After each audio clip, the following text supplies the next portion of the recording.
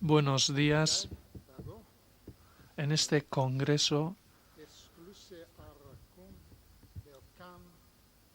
está claro el compromiso que tenemos con la educación.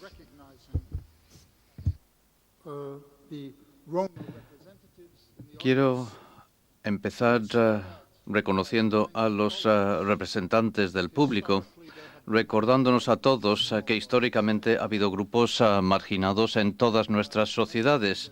Pero tengo que empezar diciendo que muchos en todo el mundo hemos mostrado solidaridad con estos grupos marginados aquí, en toda Europa y en el mundo. Por lo tanto, quiero darle las gracias personalmente por asistir. Y debo empezar de una manera extraña, y es pidiendo dos disculpas. Yo procedo de los Estados Unidos, uno de los mayores poderes imperialistas del mundo, y debido a esto insistimos en que el resto del mundo hable inglés. Por lo tanto, independientemente de cuál sea mi política, me presento como imperialista ante ustedes, hablando un poco de castellano. He intentado decir algo en el idioma de Euskadi, pero me guste o no, soy el producto de un sistema escolar que cada día recuerda a sus alumnos de que no debemos preocuparnos del resto del mundo. Y debo empezar con otra disculpa. Les traigo disculpas del presidente George Bush, quien pide disculpas por no poder estar aquí en persona y espera que entiendan que el enviar bombarderos a matar civiles en Irak le ocupa todo su tiempo.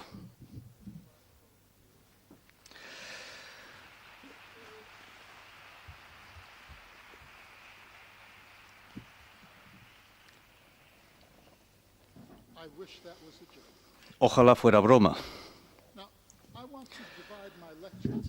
Quiero dividir mi presentación hoy en tres partes. La primera parte para recordarnos que la democracia es una lucha que continúa. Es algo que es difícil de conseguir y quiero que seamos muy sinceros al respecto.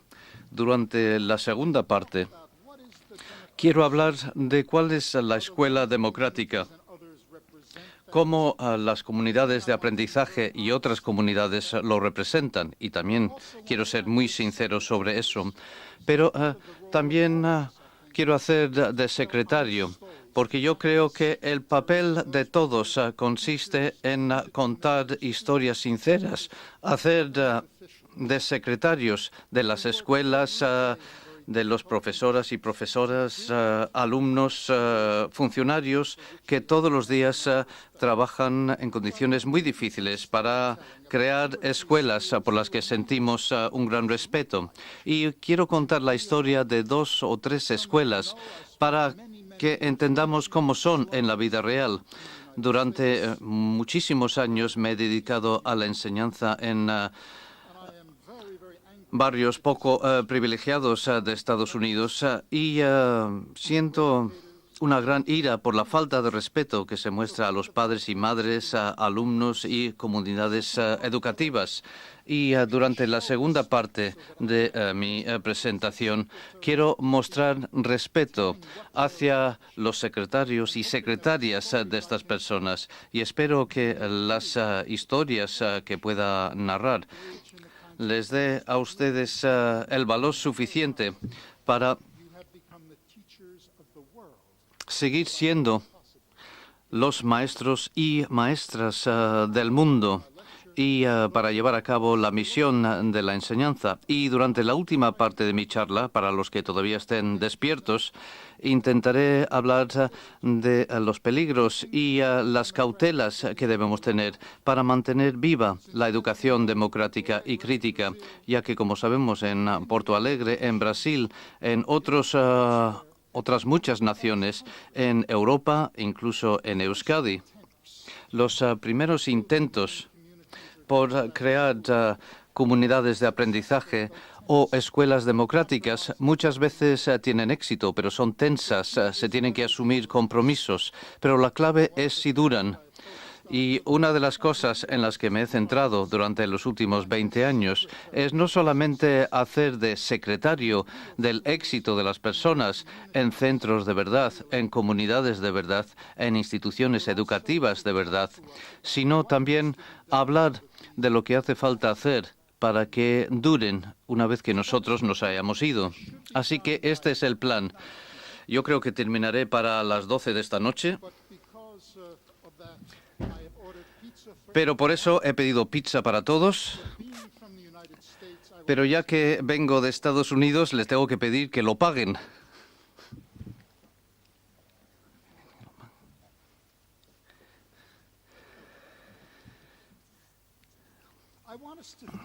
Bien, quiero que pensemos en las escuelas como parte de la sociedad. Y el término que utilizo es pensar en las escuelas de forma relacional. Lo más importante que podemos entender de cualquier centro es no solamente lo que sucede dentro de ese centro, sino las conexiones que tienen estos centros con la sociedad en general. Y quiero dar un ejemplo concreto de lo que quiero decir por esta idea relacional. Cuando estaba preparando las notas para la conferencia que voy a dar hoy, estaba paseando por la nevada de Wisconsin. Ahora tenemos 3 metros de nieve en nuestra ciudad, Dios mío. Y por eso estoy tan contento de estar en Bilbao. Aquí no hay nieve, así que muchísimas gracias. Y entré en mi edificio, subí por las escaleras, abrí la puerta de mi despacho, encendí el ordenador, se encendió el ordenador y empecé a escribir mi presentación. Pero esto no es lo que sucedió en realidad. Sí, Michael Apple entró en su edificio, sí, subí por las escaleras, sí, abrí mi puerta, sí, conecté mi ordenador y sí, empecé a escribir. Pero en mi ciudad quemamos carbón para producir electricidad y para que se pueda encender mi ordenador y para que yo pueda hacer mi trabajo escolar. 350 personas en mi región tienen que morir o resultar gravemente heridos bajo tierra, trabajando en las minas para excavar el carbón para que yo pueda disfrutar de escribir mi presentación. Y estas son las gafas que quiero que nos pongamos para pensar en las escuelas. Todo lo que hacemos dentro de un centro está conectado con la vida de las personas, sus luchas, sus esperanzas, su trabajo y el trabajo no remunerado que realizan los padres y las madres para crear a sus hijos, que las madres realizan en los trabajos domésticos. Todo esto está relacionado. Por lo tanto, nuestra visión de la escuela tiene que empezar conociendo las conexiones entre lo que se hace en esas instituciones y las luchas y las esperanzas que tenemos en contra de la explotación, de la dominación, para conseguir lo que yo llamo la democracia gruesa en las escuelas. Como sabemos, la democracia está amenazada. Se encuentra en el centro de las luchas sobre cuáles deben ser las metas de la educación, cómo se debe hacer y cómo se debe pagar, o en mi país cómo se debe no pagar y cómo se debe evaluar. Está en el centro de las luchas sobre cómo respetamos a nuestro profesorado, cómo respetamos a nuestras comunidades. Por lo tanto, tenemos que reconocer que la educación democrática no solo tiene que ver con los centros, sino que tiene que ver con qué tipo de sociedad queremos, qué tipo de política queremos, y no solamente las palabras que nos salen de la boca, pero si vivimos esas palabras en nuestra institución. Las escuelas democráticas tienen una historia muy larga y valiosa, desde luego en Euskadi, donde las luchas contra el fascismo tienen una historia tan enorme. Y como saben algunos también, una de las razones por la que estoy contento de estar aquí, si puedo hablar muy personalmente, en mi familia, durante las luchas contra el fascismo, aquí contra Franco y su régimen fascista, en mi familia, muchas personas y sus amigos vinieron a luchar en la Brigada Internacional contra Franco y contra el fascismo. Así que yo estoy aquí sintiendo respeto por la lucha de ellos y la lucha suya, la lucha a favor de la democracia en esta sociedad contra un régimen asesino. Y debemos recordar que estas fuerzas no están muertas en nuestras naciones, están resurgiendo. Y esto significa que hay una lucha permanente sobre el mismo significado de la democracia. Grupos dominantes en nuestra sociedad están intentando que cambiemos nuestra forma de pensar sobre la democracia. Las neoliberales, por ejemplo, argumentan que la democracia es simplemente elegir centro, colocar los centros en un mercado para que se puedan comprar o vender, como automóviles, aparatos de televisión o botellas de vino español o vasco. Esto es lo que llamamos la democracia delgada. Es decir, la democracia que dice siempre que el consumidor individual pueda elegir un buen centro, todo irá bien. Esta es la peor visión que podemos tener de la democracia. Nosotros, por otra parte, todos los que estamos aquí, podemos reforzar lo que podemos llamar la democracia gruesa, que se basa en la plena participación de todos, padres y madres, miembros de la comunidad. Y esto no es solo la ideología en el trabajo. Las comunidades de aprendizaje y las comunidades que consideran que están en control de la educación de sus niños y niñas no tienen que ver solamente con cómo pensamos, tienen que ver con cómo vivimos nuestras vidas. Y quiero dar un ejemplo de por qué esto es importante y no hablas de una forma abstracta. Y algunas veces hablaré de una manera muy personal, porque la educación es un acto personal. Yo empecé a enseñar en los centros de los barrios pobres del estado de New Jersey cuando era un joven de 19 años, con un año de universidad y un año de formación en el ejército. En aquel entonces todos los hombres tenían que ir al ejército. Y yo fui a la escuela con muy poca edad, porque sabía decir, mi nombre es Miguel Manzana, dicho en muy mal castellano, y esto es lo único que sabía decir en castellano. Y me encontré con un grupo de niños y niñas de 7, 8, 9 años en un aula de tercero. Y había un niño inmigrante que se llamaba Joseph, era afroamericano, había venido del sur y apenas sabía escribir su nombre o leer. Y empecé a reunirme con él poco a poco a la hora de comer y empecé a enseñarle a leer. Y él me enseñó a mí a ser profesor. Y al final de cada año, en los barrios pobres de esta ciudad, teníamos una forma de evaluar si lo habíamos hecho bien o mal. El Estado hacía exámenes y el Estado decía que si conseguías buenos resultados en el examen, eras un buen alumno. Y así los alumnos conseguían buenos resultados en los exámenes, éramos buenos profesores. Bueno, pues Joseph suspendió 2 asignaturas. Suspendió matemáticas, aunque empezó con una puntuación de 10. Pero a través de su duro trabajo y al enseñarme a mí a ser buen profesor, consiguió aumentar su puntuación a 67. Pero en esas escuelas de barrio pobre, si no conseguías una puntuación de 70, suspendías y también suspendía el profesor o la profesora. Y el procedimiento era que el niño tenía que repetir curso. Y yo en el mes de mayo le tuve que decir a su cara en esta escuela pobre que aunque él me había enseñado a mí a ser profesor y aunque sabía que yo había aprendido de él y él había aprendido de mí, que tendría que repetir tercero durante otro año. La última vez que oí de Joseph estaba en la cárcel del Estado al haber sido detenido por drogodependiente. Había sido detenido 3 o 4 veces.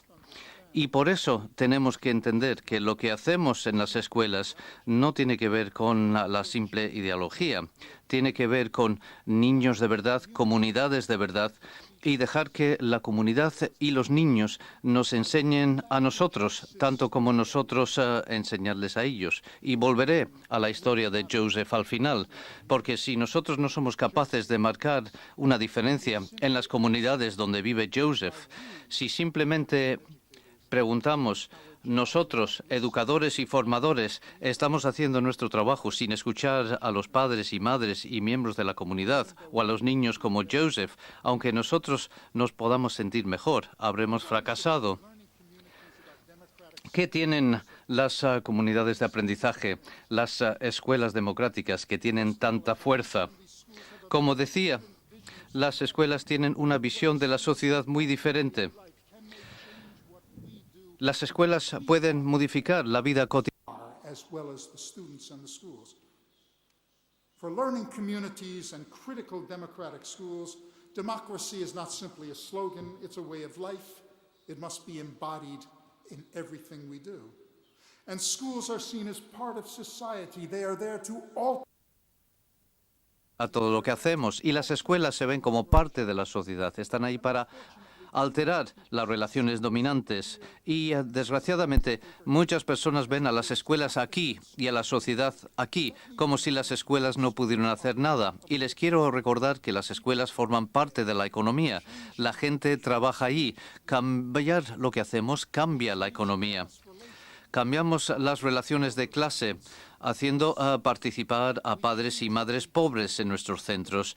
Cambiamos lo que hacemos en la democracia, dando voz a los niños y a los grupos de pares una voz. Y estas escuelas deben ser críticamente democráticas y no solamente centradas en los alumnos. No son simple una manera en que los profesores podemos suicidarnos diciendo lo que quiera hacer el alumno está bien. Esta política muchas veces fracasa. La política debe ser transformadora. Y como mi querido amigo Palafredi nos recordaba durante toda su vida, la educación crítica empieza en el diálogo, empieza en el respeto mutuo. Y es una falta de respeto a veces no enseñarles a los niños algo de vez en cuando. Y volveré a esto después, porque el estereotipo sobre qué es una buena pedagogía en las comunidades de aprendizaje muchas veces está equivocada. Y por eso las escuelas democráticas y críticas deben ofrecer plena participación a los profesores, niños, comunidades, no simplemente a los padres y las madres. Los niños no son propietarios o no son propiedad de sus padres, son actores en la vida. Por lo tanto, la participación de padres, comunidades, activistas, grupos insurgentes de abajo están allí para modificar los modelos dominantes de los grupos dominantes. Y también de forma crucial, las comunidades de aprendizaje y las escuelas democráticas no tienen que ver solamente con el cambio organizativo. No se trata solamente de decir, por favor, padres y madres, venid como voluntarios, aunque eso es importante. Tienen que ver también con el currículum y la docencia. Tienen que definir qué es una cultura común y un currículum común. Y esto lo quiero repetir. Si simplemente modificamos la organización del centro, pero no cambiamos el currículum y no cambiamos la pedagogía, no estamos creando comunidades de aprendizaje o acciones críticas educativas. Simplemente estamos cambiando el aspecto del edificio. Por lo tanto, debemos incorporar otra visión de qué es un currículum común.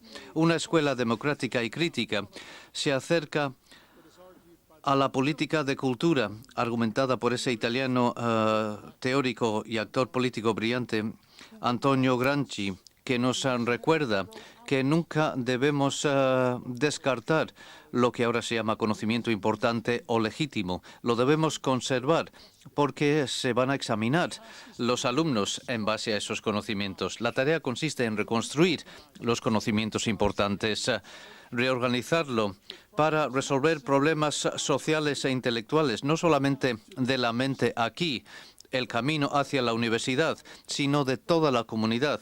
Y daré algunos ejemplos muy concretos dentro de un momento. Esta es nuestra tarea. También dar a los niños el capital cultural que Euskadi, sus industrias, sus movilizaciones, sus comunidades consideran importante. Y no hacemos ningún favor a los niños pobres si les decimos no necesitáis esto y luego les examinamos. y vemos cómo los niños pobres como Joseph son arrastrados por el mar de la opresión y la desigualdad. Y esto significa que el currículum de las escuelas democráticas y críticas de las comunidades de aprendizaje se debe organizar generalmente alrededor de unidades de problemas sociales y que estos problemas surgen de los alumnos y surgen también de las comunidades, así como de los padres y las madres. Por lo tanto, parte de nuestra tarea, en vista de estas ideas que parecen tan abstractas, es que debemos actuar como secretarios, debemos contar la historia con sinceridad a medida que las personas luchan por conseguir estas cosas. Pero basta de teoría. Ahora quiero hacer de secretario. Estas cosas, ¿qué aspecto tienen en los centros de verdad, en las comunidades de verdad?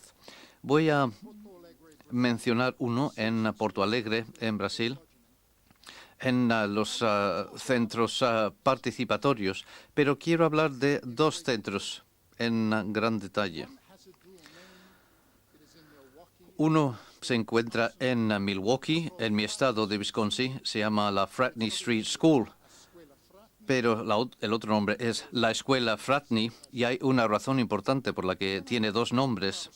Y luego quiero hablar de un centro en Chicago, donde la asignatura más difícil de la comunidad de aprendizaje es el programa de matemáticas para la justicia social, donde la matemática que se enseña se organiza en torno a graves problemas comunitarios con una gran participación por parte de todos.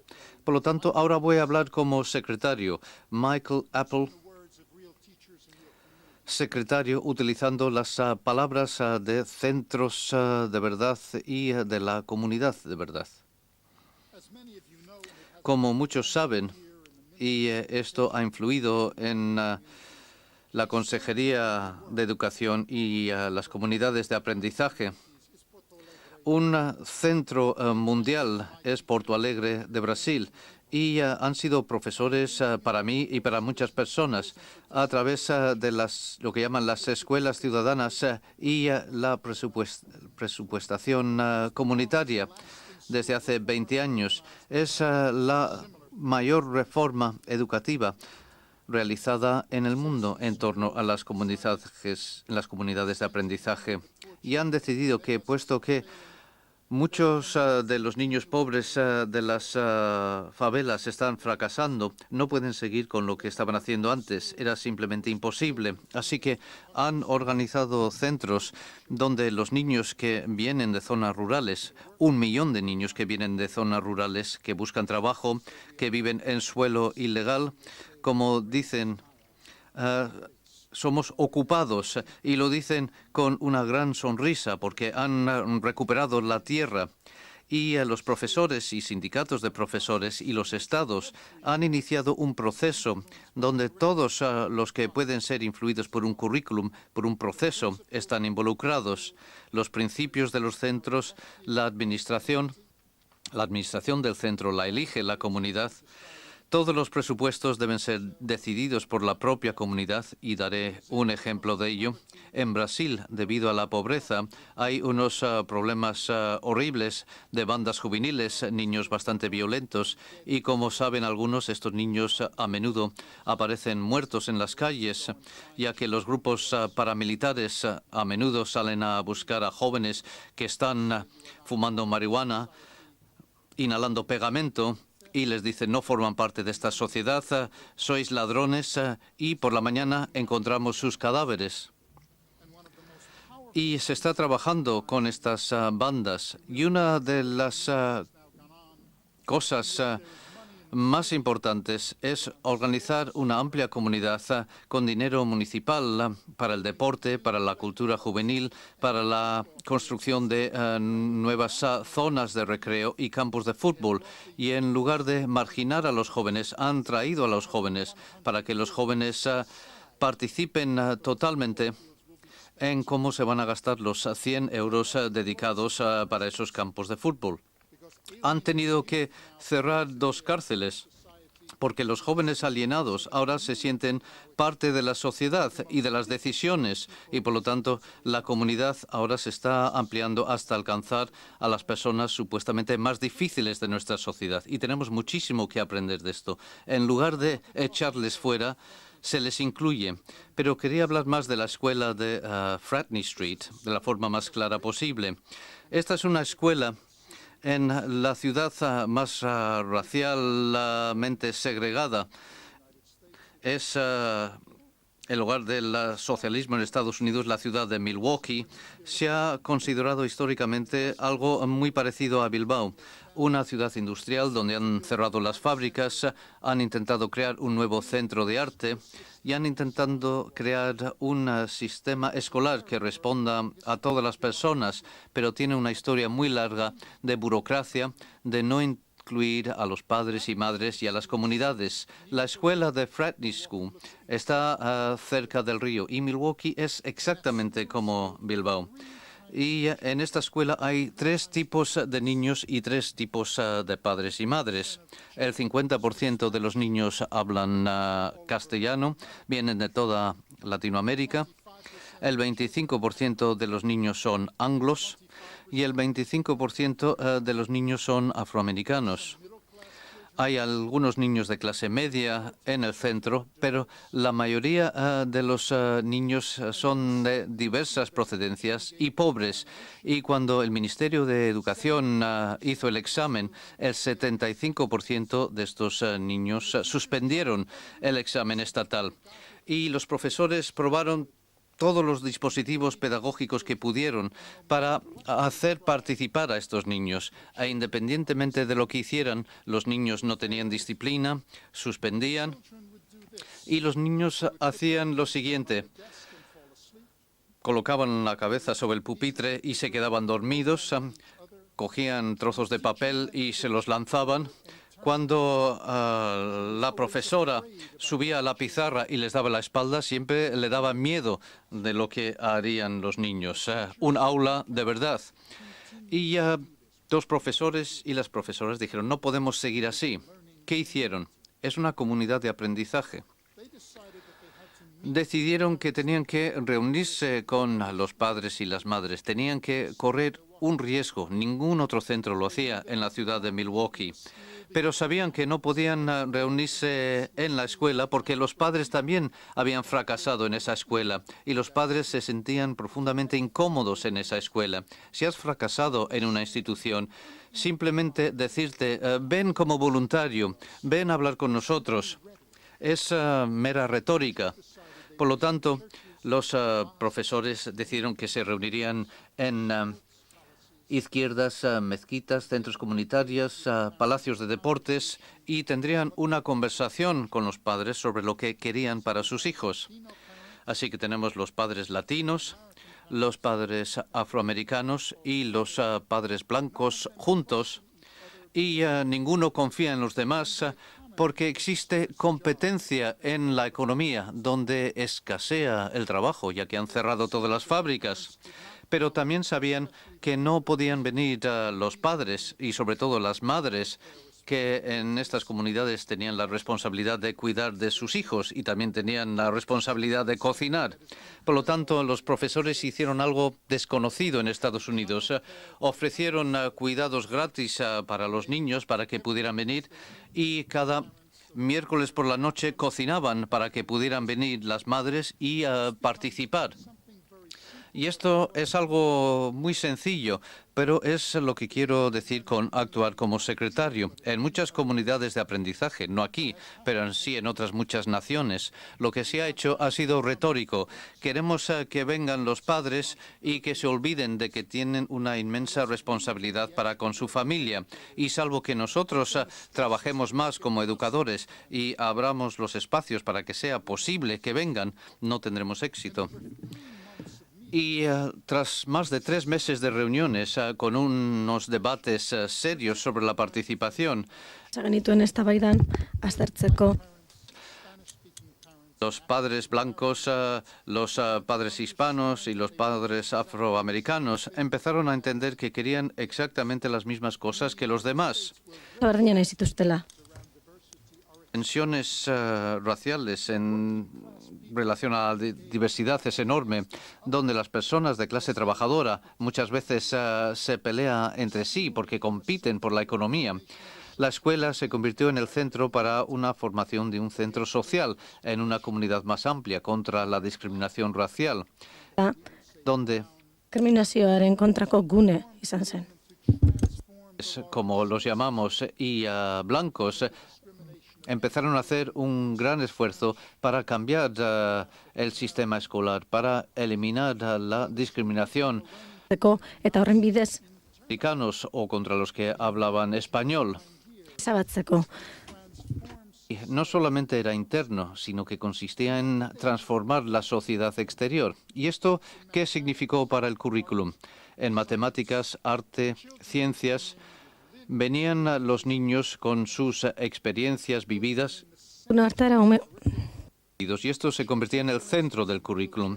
Los niños en sillas de ruedas, por ejemplo, participaban totalmente y cada pared de la escuela tenía un mural sobre la historia del currículum y los niños invidentes o los niños sin brazos zentratu ginen baita ere ezin duen gan, alegia, umerik baldin bazen. de lo posible para otros niños, de manera que se producía una inclusión total. Y cuando se levantaron los murales, Eta mural batzuk ere eraiki genituen. ayudaron a crear los murales con sus cuerpos, formando parte de la comunidad. Da, Absolutamente crucial. Pero hay otro dato. Los padres, junto con los profesores y los niños, decidieron que convertirían a esta escuela en una de las primeras escuelas bilingües de los Estados Unidos. Para los que no conocen una comunidad de aprendizaje bilingüe, consiste en lo siguiente. Dakizunentzat, eskola bilinguek dira, elebidunak dira. Que hablan otros idiomas en Estados Unidos que no sea en inglés.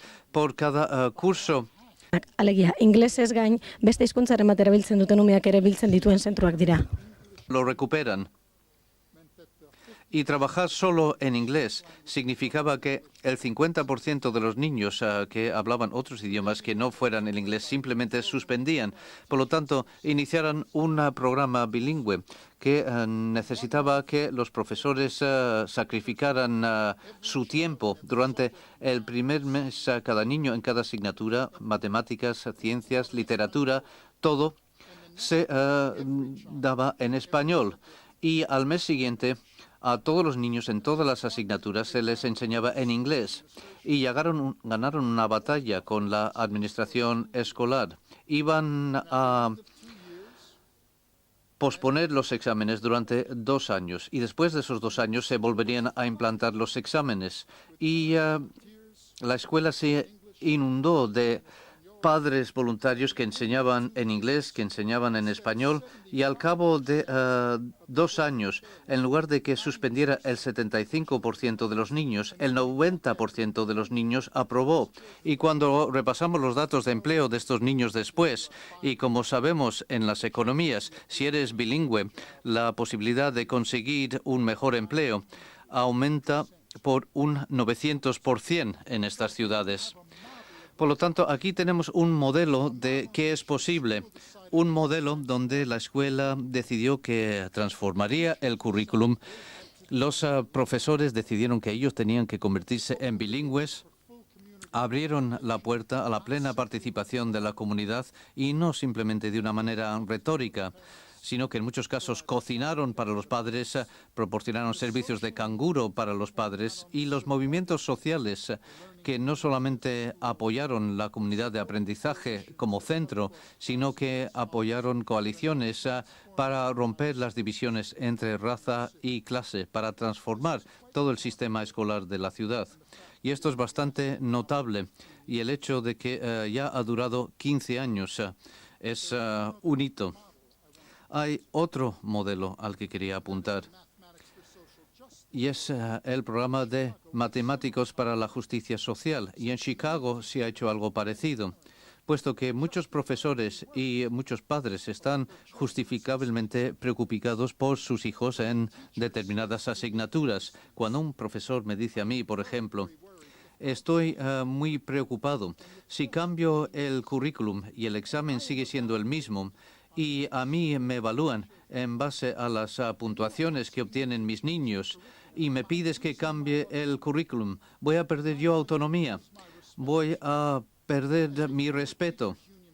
Y como antiguo presidente del sindicato de profesores, cada vez que un profesor me dice exijo respeto, exijo autonomía para decidir lo que voy a enseñar, nunca debo criticar esa postura. Yo aplaudiría a cualquier profesor que exija respeto por sus conocimientos de la asignatura y por la exigencia de que sean tratados como profesionales.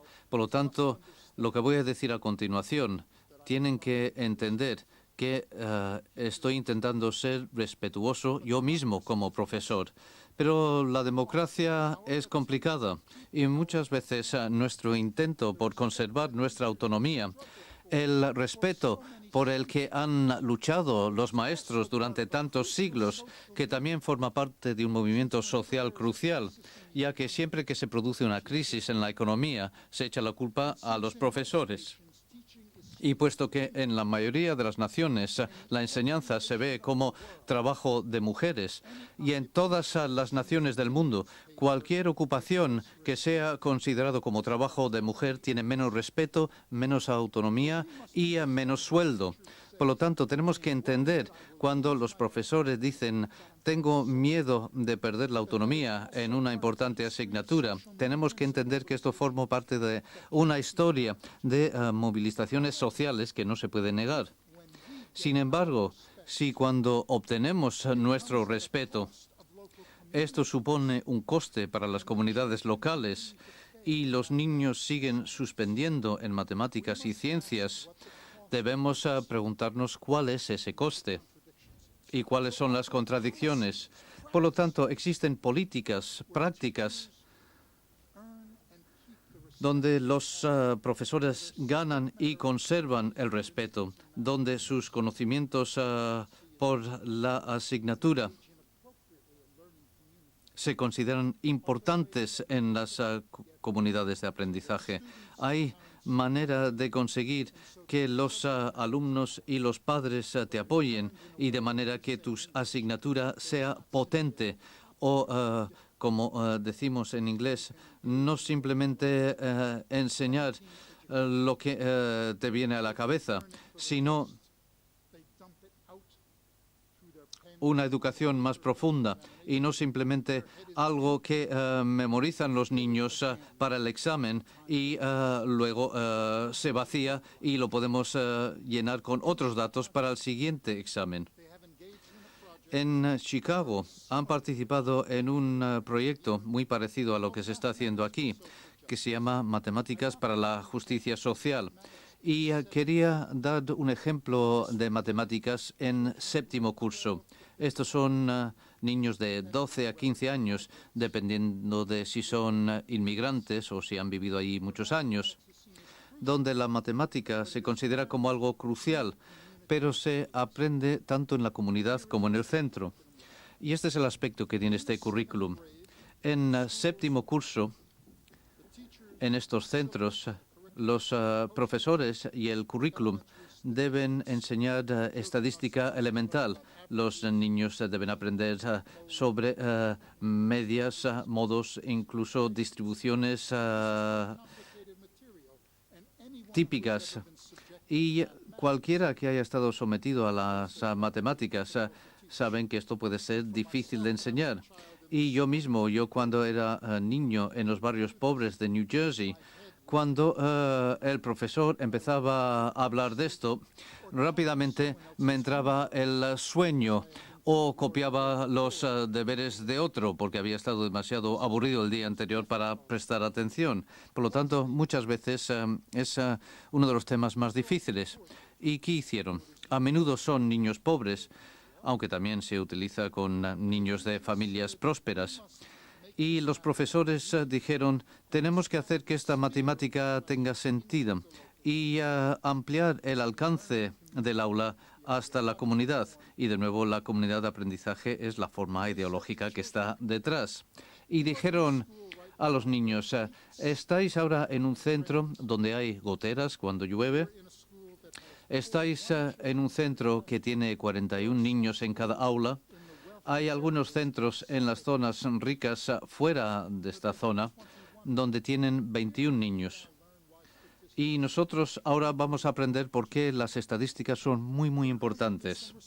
Vamos a hacer investigación en las comunidades sobre cuánto dinero se gasta en cada uno de vosotros. Son $4.700. Y vamos a ver esa parte rica de la ciudad y vamos a preguntar cuánto dinero se gasta en esos niños ricos. Y son $17.000 al año. ¿Cuál es la media que tú obtienes y cuál es la media que obtienen los niños ricos? Y también vamos a ver la estructura fiscal de tu comunidad comparada con la estructura fiscal de la comunidad rica. Y pueden ver lo que está pasando. Los niños viven la experiencia de sus padres, la tasa de desempleo de sus padres, la tasa de empleo de las comunidades ricas. Y esto se convierte en una palanca por despertar un interés por las matemáticas serias. Las fronteras del centro, entre el centro y la comunidad, abre la puerta. Y cuando se dio el examen que suspendía la mayoría de estos alumnos, el 97% de estos alumnos aprobaron el examen sobre matemáticas bastante complicadas. Desaparecieron prácticamente los problemas de disciplina en los centros. Los padres dieron un apoyo extraordinario a los profesores y la transformación entre dentro y fuera se ha convertido en un modelo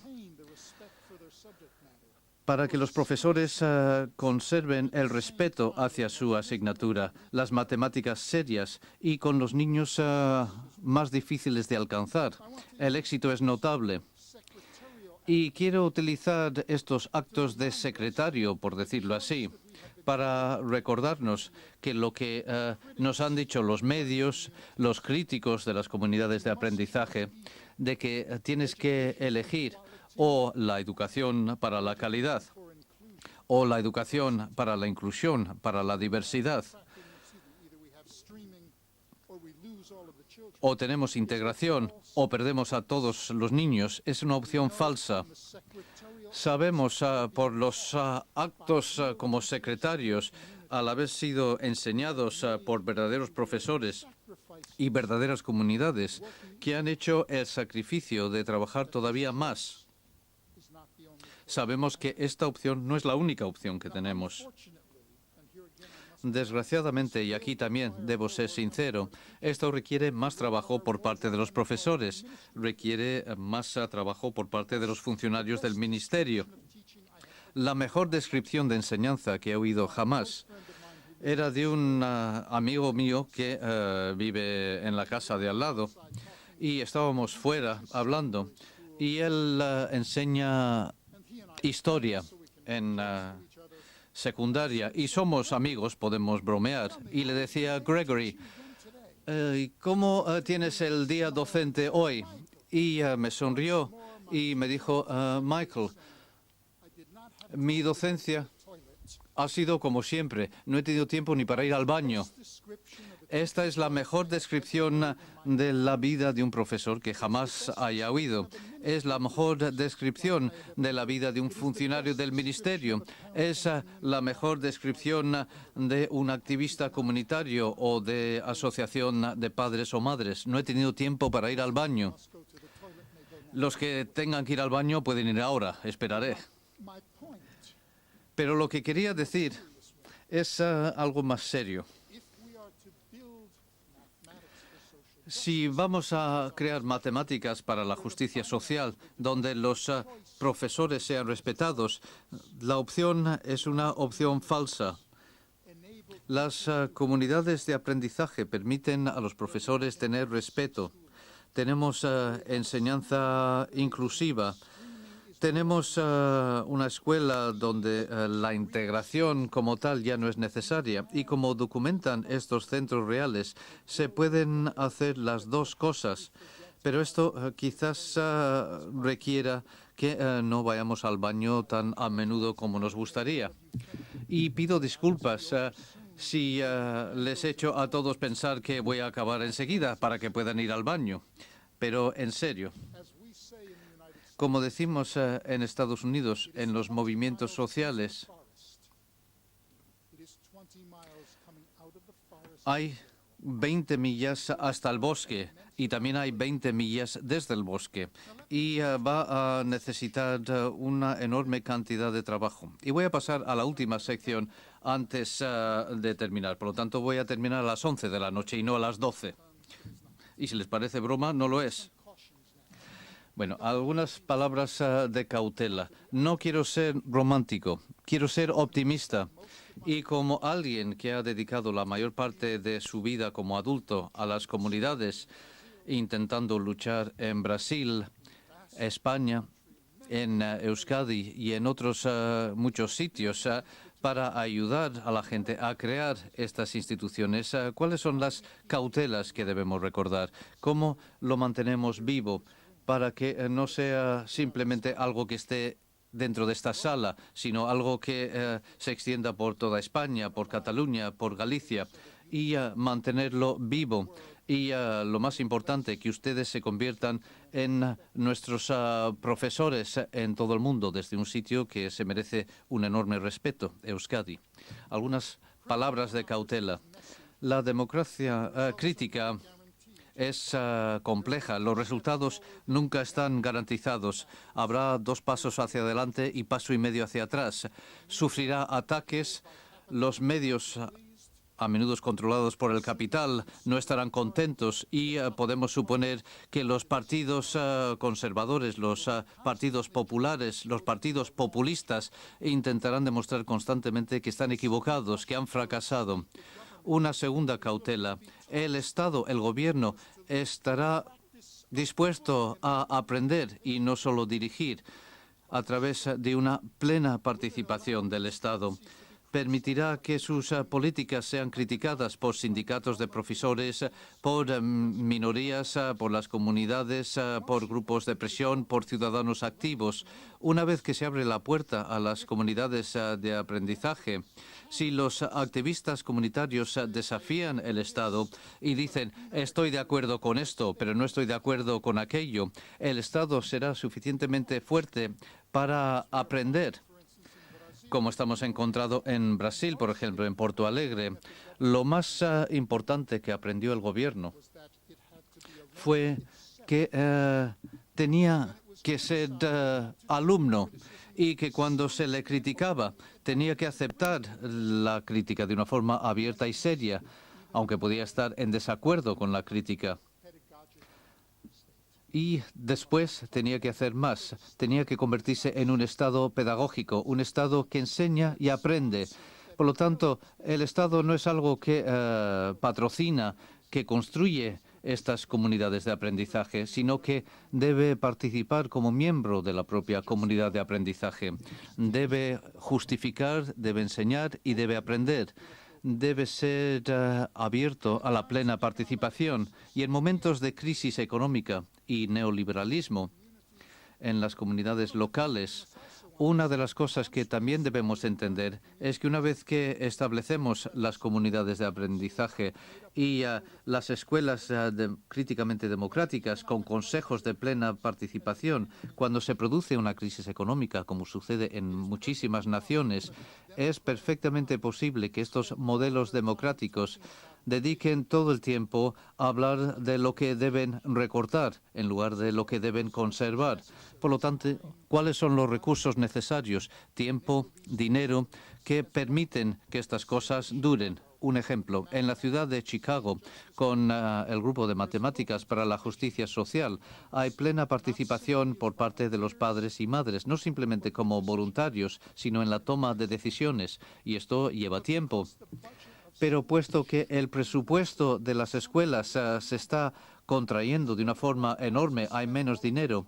Estos consejos democráticos dedican su tiempo a decir: creo que no podemos contratar a un nuevo profesor de arte, no podemos gastar dinero en mejores libros de texto, debemos dedicar todo el tiempo a tomar decisiones sobre lo que debemos recortar del presupuesto y debemos implantar los mecanismos para que, si se produce una crisis económica, tengamos la posibilidad de defender una escuela que responda a los mejores.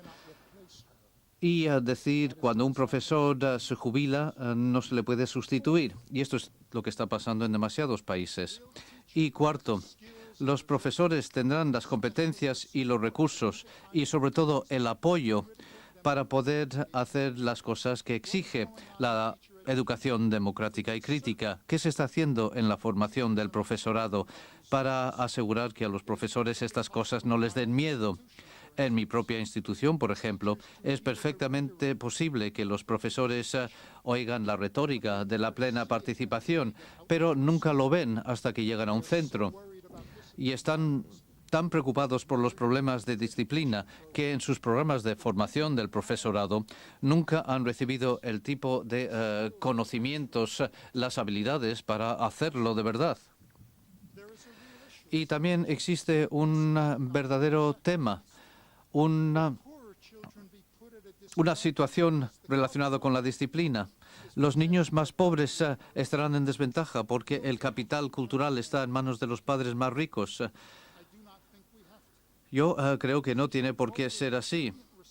Como demuestra la brillante investigación de John Bowler en matemáticas, por ejemplo, las matemáticas críticas, cuando se relacionan con la comunidad local, los niños de diferentes antecedentes consiguen mejores resultados y todos los niños consiguen mejores resultados. Por lo tanto, en la asignatura supuestamente más difícil tenemos enorme evidencia de que en lugar de tener un currículum con tracking, un currículum que hace que los alumnos trabajen juntos, que colaboren, donde se cementa el conocimiento en la comunidad local, que responde a las necesidades de la comunidad local. Casa la excelencia con la calidad, por una parte, con una mayor igualdad, por otra. Es una dicotomía falsa. ¿Y qué otra cautela debemos tener? También debemos ser honestos. Pero incluso con todo el duro trabajo que este gobierno y todos ustedes están dedicando a las comunidades de aprendizaje, muchos padres, sobre todo los padres de clase media, tal vez no apoyen algunas de las políticas si perciben que puede estar en riesgo la movilidad de sus propios hijos. Por lo tanto, en la escuela de Fratney Street, algunos de los padres de clase media dijeron: me alegro de que ayude a todos, pero quiero que mi hijo vaya a la mejor universidad y ustedes están impidiendo el paso de mi hijo. No seamos románticos.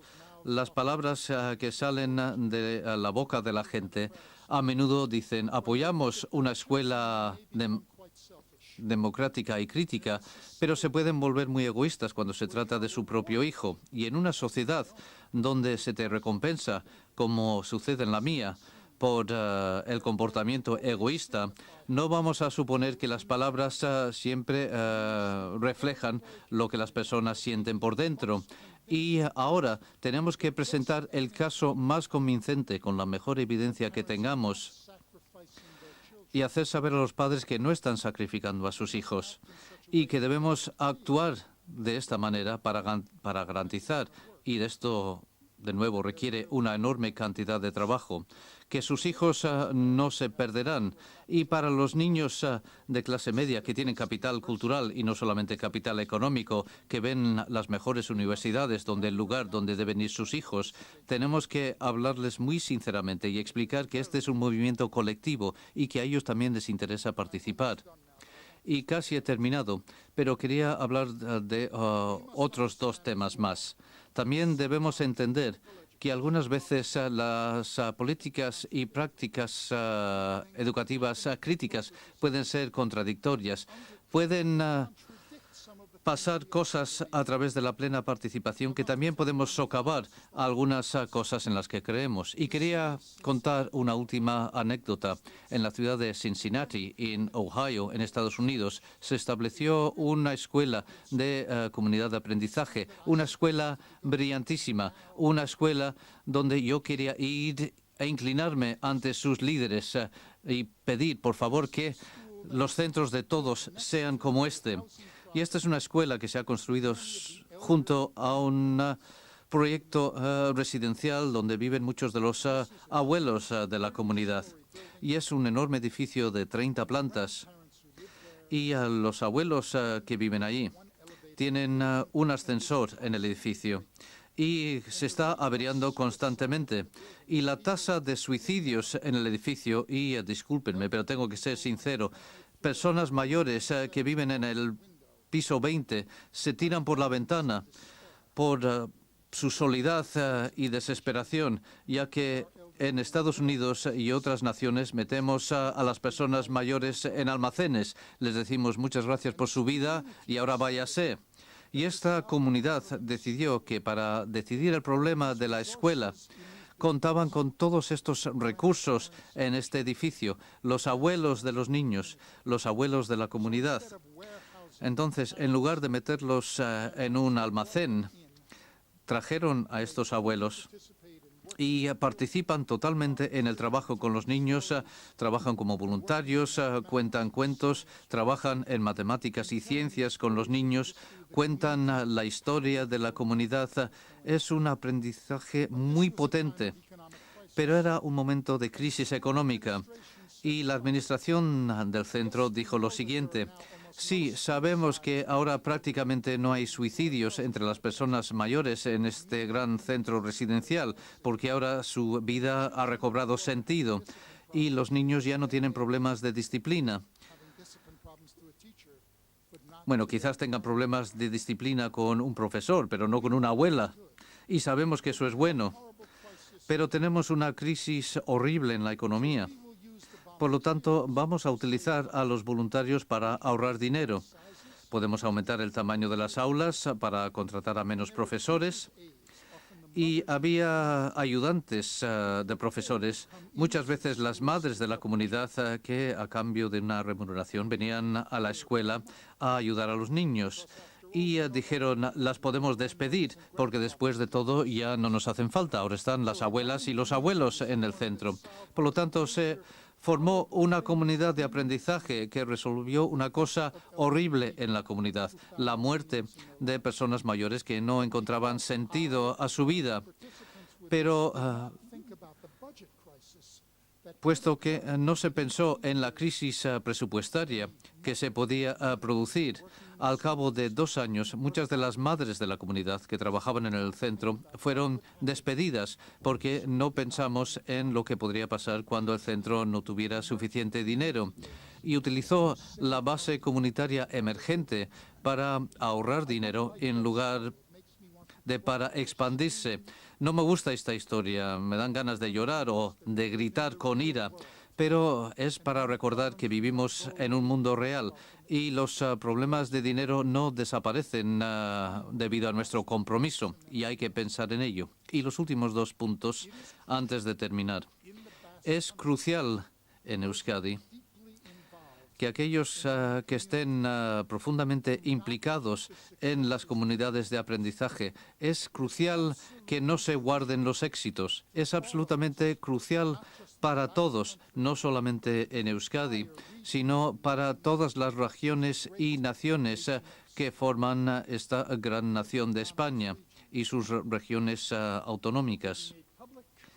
Que se hagan público, que lo conozcan los medios, que los padres en otras comunidades conozcan los éxitos, porque en un tiempo en que se nos dice que no hay ninguna alternativa a los sistemas escolares actuales, estamos nadando en un río contracorriente Y si queremos que esto se disemine, tenemos que pensar en nuestras responsabilidades educativas, no solamente hacia nosotros mismos, sino respecto a los medios y todos los demás. Y hace falta saber trabajar con los medios, la prensa, la radio, la televisión, para mantener vivo el sueño. Y esto me lleva a mi último punto, mantener la esperanza. Durante la última parte de mi charla he hablado de peligros, cautelas, pero no quiero terminar con esto. Gramsci, una de mis personas favoritas, tiene una frase brillante. Dice, el pesimismo del intelecto, optimismo de la voluntad. Son tiempos difíciles y las visiones de la educación que circulan por el mundo nos dicen que nos resulta demasiado difícil cambiar la relación con las escuelas y las comunidades. Nos dicen que a los padres no les importan, que los profesores vienen a trabajar y se van a casa y tienen vidas fáciles, que los funcionarios del ministerio son simplemente burócratas a los que no les importa el mundo. Bueno, nosotros, por otra parte, no solamente tenemos esperanza, sino que tenemos que mantener viva la esperanza. Y ustedes son los profesores del mundo. Y quiero terminar saludándoles a todos aquí en Euskadi por tomarse todo esto en serio, por asumir la posibilidad de cambiar para todos lo que puede ser la educación, lo que se puede hacer en centros de verdad, con personas de verdad en sus comunidades. Y lo único que voy a pedir de los que están aquí hoy es, por favor, continúen con lo que están haciendo, porque su trabajo es importante no solamente aquí, sino más allá de las fronteras de Euskadi. Gracias.